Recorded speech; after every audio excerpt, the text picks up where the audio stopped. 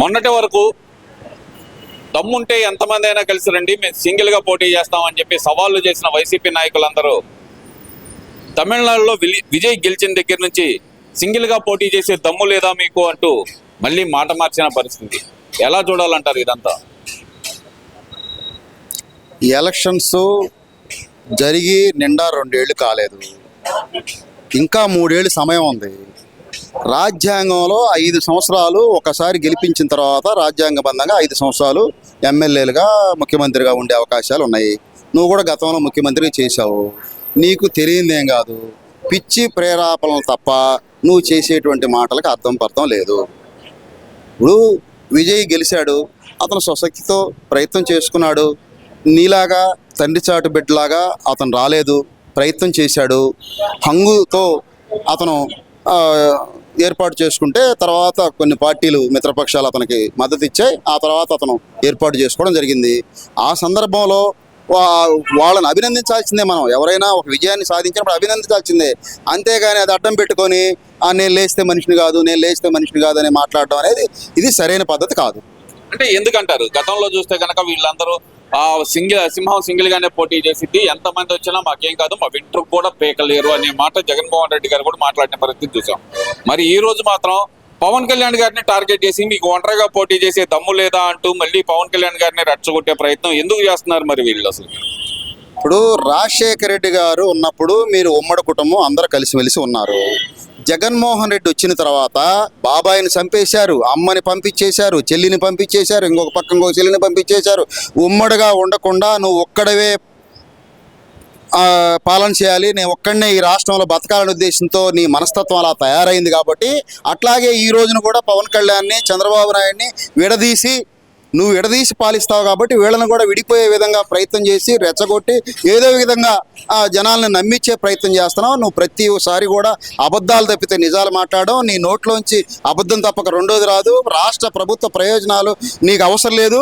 రాష్ట్రంలో అలజడులు లేగితే, అబద్ధాలు ఆడితే, అబద్ధాలను నమ్మితే ప్రజలు నీ వైపుకి వస్తారని చెప్పి నువ్వు నమ్ముతున్నావు. అది జరిగేది కాదు, అది భ్రమ అని చెప్పి నువ్వు గుర్తుపెట్టుకో.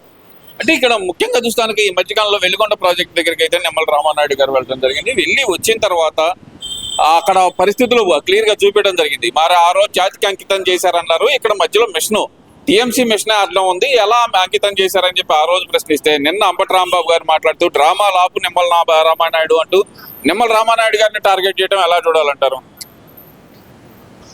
ఆ జగన్మోహన్ రెడ్డి అయినా ఈ అంబటి రాంబాబు అయినా వీళ్ళు క్రీడలో సృష్టించడం, అబద్ధాలు ఆడడం తప్పక వీళ్ళు రెండోది తెలియదు. మాకు వెలుగొండ ప్రాజెక్టు గురించి మాకు తెలుసు. వెలుగొండ ప్రాజెక్టు పూర్తయితే మా ప్రాంత ప్రజలకి సస్యశ్యామలం అవుతున్న విషయం కూడా తెలుసు. ఎప్పటి నుంచో కలలు కంటున్నటువంటి వెలుగొండ ప్రాజెక్టు పూర్తి చేయడానికి అనేక రకాలుగా ప్రయత్నాలు చంద్రబాబు నాయుడు గారు, రామానాయుడు గారు ప్రయత్నాలు చేస్తూ ఉన్నారు. గతంలో నువ్వు పని పూర్తి చేయకుండానే జాతికి అంకితం చేశాను అని అబద్ధాలు చెప్పి నమ్మించే ప్రయత్నం చేస్తే ప్రజలు నమ్మలేదు. కాబట్టి నువ్వు మళ్ళీ ఇంకొక ప్రయత్నం, ఏదో ఒకటి అబద్ధం ఆడి ప్రజలను నమ్మించే ప్రయత్నం చేస్తూ ఉన్నావు. ఏదైనా ఒక పని చేస్తుంటే దాన్ని అభినందించాల్సింది పోయి నువ్వు పనిగట్టుకొని ఏదో ఒకటి ఎద్దేవా చేయడమే నీ ప్రయత్నం. ఈ రోజున విజయ్ ప్రమాణ స్వీకారం చేసిన తర్వాత అపోజిషన్లో ఉన్నటువంటి స్టాలిన్ని కలిసినటువంటి పరిస్థితి. ఆ విధంగా మిత్రపక్షంగా మనం పనిచేయాలి తప్పితే, సలహాలు సూచనలు సీనియర్లని తీసుకోవాలి తప్పితే నీలాగా విభజించి పాలించే ప్రయత్నం చేయడం అనేది సరైన పద్ధతి కాదు. జగన్మోహన్ రెడ్డి, ముందు నువ్వు ఒక విజయ్ని గురించి మీరేదో సంబరాలు చేసుకుంటున్నారు, కానీ విజయ్ ఈ రోజున ఎలాంటి హోందాగా వ్యవహరించాడో అలాగా హోందాగా వ్యవహరించడం అలవాటు చేసుకోండి మీరు ఫస్ట్. అంటే విజయ్ గెలిచిందే జగన్మోహన్ రెడ్డి ఫోటో పెట్టుకుని ఇంకో ప్రచారం కూడా మొదలు పెట్టారు కదా మరి వైసీపీ నాయకులు. జగన్మోహన్ రెడ్డి ఫోటో అక్కడ అది వాళ్ళు అందిస్తే, ప్రేక్షకులు అందిస్తే చూపించడం వల్లే ఈ రోజున విజయ్కి హంగొచ్చింది. లేకపోతే ఇంకా మెజారిటీ వచ్చేదేమో. అది అర్థం చేసుకోవాలి, ఊరకేదో సంకలు గుద్దుకోవడం కాదు. అంటే జగన్మోహన్ రెడ్డి ఫోటో పట్టుకోవడం వల్ల హంగ్ అయింది అంటారు. 100% హంగ్ అయింది. లేకపోతే అతను ఆ విధమైన పరిస్థితుల్లో అతని ఆలోచనకి డెఫినెట్గా పూర్తి మెజారిటీ రావాల్సిన పరిస్థితి. ఈ విజయ్ ఎలక్షన్ల గురించి మాట్లాడుతూ రోజా గారు ఒక కామెంట్ చేశారు. డిఎంకే ఏఐడిఎంకే పరిస్థితి కనుక ఆంధ్రప్రదేశ్లో ఉంటే కనుక చంద్రబాబు నాయుడు లాంటి వ్యక్తి అవసరమైతే ఎదుటళ్ళు కాళ్ళు పట్టుకొనైనా సరే తన కుర్చీని కాపాడుకుంటారు అనే మాట అయితే నిన్న రోజా గారు మాట్లాడటం జరిగింది. మరి ఆ వ్యాఖ్యలను ఎలా చూడాలంటారు? మళ్ళీ ఒకసారి అర్థం కాదు. డిఎంకే ఏఐడిఎంకే పరిస్థితి ఏదైతే కనుక తమిళనాడులో ఉందో అలాంటి పరిస్థితే గనక, అంటే విజయ్కి 108 వచ్చినాయి, వీళ్ళకి కలిపితే కనుక 122 వచ్చే పరిస్థితి ఉన్నప్పుడు అవసరమైతే చంద్రబాబు నాయుడు ఎవరి దగ్గరికైనా వెళ్ళి కాళ్ళు పట్టుకునే పరిస్థితి ఉంటుంది. అలాంటి వ్యక్తి, కుర్చీ కోసం పాకులాడే వ్యక్తి చంద్రబాబు నాయుడు గారు అంటూ రోజా గారు చేసిన కామెంట్స్. మరి కుర్చీ కోసం కాపాడడానికి ఆయనకి ముఖ్యమంత్రి అనేది కొత్త కాదు. ఆయనకి 4 సార్లు ఇప్పటికీ ముఖ్యమంత్రి అయ్యాడు. అవసరాన్ని బట్టి, పరిస్థితులను బట్టి, రాష్ట్ర ప్రయోజనాల కోసం కొన్ని పొత్తులు పెట్టుకోవచ్చు. కానీ మీలాగా మోకరిల్లే అలవాటైతే చంద్రబాబు నాయుడికి లేదు. మీరు ఎక్కడైతే అక్కడ ఈరోజు విజయ్ గెలిచాయంటే విజయ్ దగ్గర మోకరెళ్తారు, లేకపోతే ఇంకొకరంటే ఇంకొకరు పోతారు. మీకు అలవాటు ఎక్కడికి వెళ్ళి ఆడ పోటు పడడం, లేకపోతే అవసరమైతే మీరు దుర్మార్గంగా ఆర్థిక నేరస్తుడు కాబట్టి ఆర్థిక మూలాలని, ఆంధ్రప్రదేశ్ యొక్క ఆర్థిక మూలాలను చెడగొట్టి పాడు చేసి మీరు సంపాదించుకొని మూటలు కట్టుకున్నారు కాబట్టి ఆ మూటలు ఇచ్చైనా సరే మీ వైపు జైలు బలిపించుకోవడానికి మీరు వెనకడికి వేరు. మీ ఆలోచన మనస్తత్వం అట్లాంటిదని చెప్పని సందర్భంగా తెలియజేసుకుంటున్నాం. విజయ్ కౌంటింగ్ రోజే పవన్ కళ్యాణ్ గారిని వైసీపీ కార్యకర్తలందరూ పోస్టులు చేసి లేపి తన్నారు. ఆయనకేముంది, ఆయన హెల్త్ బాలేక మూలన ముడుచుకొని కూర్చున్నాడు అంటూ పవన్ కళ్యాణ్ గారిని టార్గెట్ చేసిన పరిస్థితి రోజా గారు ఎలా చూడాలంటారు? ఇప్పుడు ఆయన ప్రతి వ్యక్తికి మనిషి అన్న తర్వాత ఏదో ఒక రోజు హెల్త్ బాగోలేకపోతుంది. హెల్త్ బాగోలేనప్పుడు ఎవరైనా ఇంట్లో కూర్చుంటారు.